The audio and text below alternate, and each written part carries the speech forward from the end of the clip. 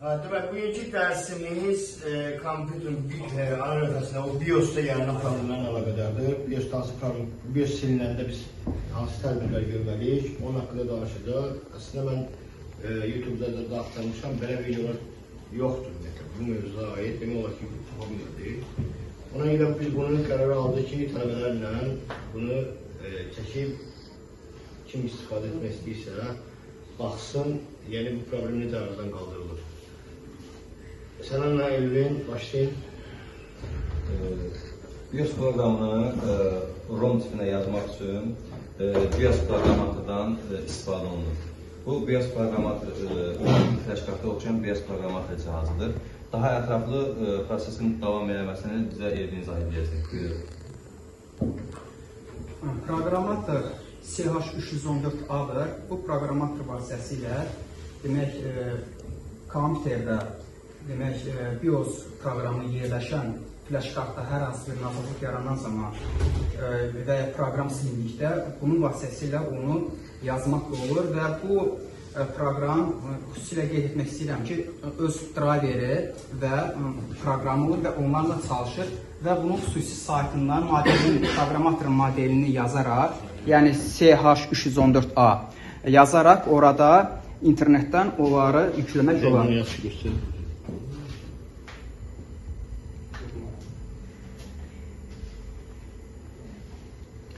Və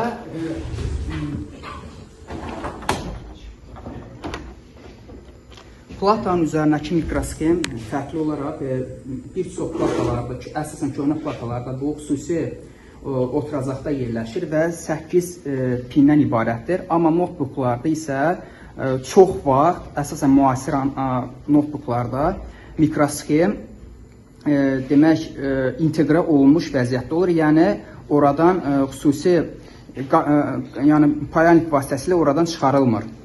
Və bu zaman bizə burada həmin proqramatorun kabeli kömək edir. Lakin bugün bu kabel biz istifadə etməyəcəyik. Çünki burada mikroskem xüsusi slotda yerləşir və bu birbaşa proqramator, flash proqramatorun özünə qoşulur.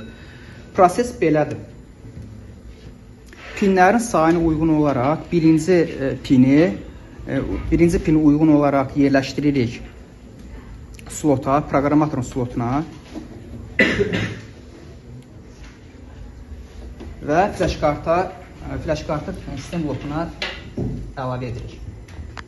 Bu zaman burada proqramatorun biraz bəri gətirir, indikator işığı yanır. Yəni bu deməkdir ki, proqramatorumuz hazır vəziyyətdədir. Daxil oluruq burada hal-hazırdakı kompüterimizdə demək proqramatorumuzun driveri və proqramı yüklənmiş vəziyyətdədir, hazır vəziyyətdədir.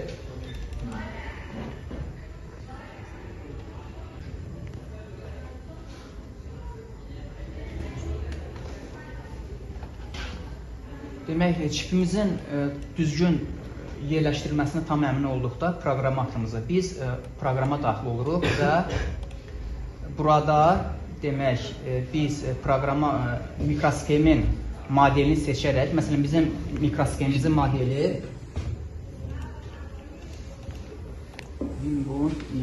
Winbond firmasıdır və W25X40'dır və burada oxuyuruq. Yəni burada rus dilinə çitać, yəni bu düyməni vurduqda mikroskemin içindəki olan proqramı oxuyur.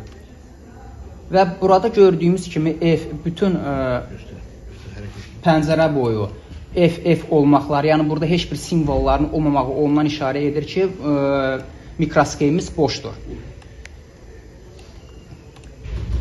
Və bizim burada mikroskemimizin internetdən yüklənmiş faili vardır, bin faili vardır, BIOS bin. Biz onu mikroskemə köçürmək üçün BIOS bini haradan yüklədin, onu da bildirin.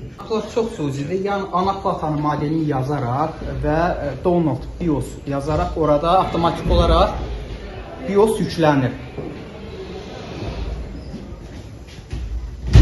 Biz burada demək seçirik BIOS bin proqramını faylımızı və burada zapisat çip, yəni çipi yazmaq düyməsini vururuq.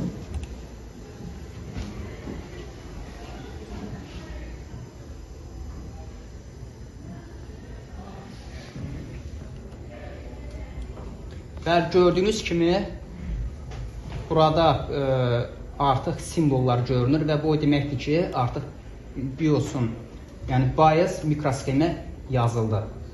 Və burada sonra bir neçə etap düymədən istifadə olunur ki, bu yəni mikrosxemin tam uğurla yazılmasını göstərir. Yəni proverka üçün yoxlamaq olur ki, yəni orada heç bir boşluq olmasın. Yəni burada deyək ki, sodержание чип считалось и полностью совпадать с буфер. Yəni ki, nəzərdə tutulmuş proqram tam uğurla nəticələndi, yəni yükləndi. Və gördüyünüz kimi bizim artıq mikrosxemimiz hazırdır.